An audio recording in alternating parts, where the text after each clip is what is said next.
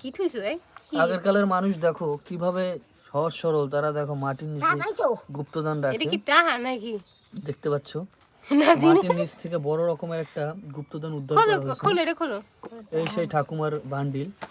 এখানে কি আছে আমরা জানি না, অবশ্যই আপনারা সম্পূর্ণ ভিডিও দেখবেন, দেখি বুঝতে পারবেন। খোলেন খোলেন দাদা।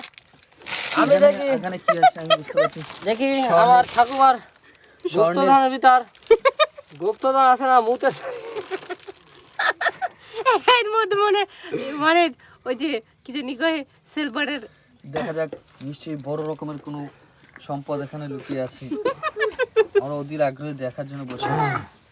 পানি পানি হয়ে গেছে সম্পদ।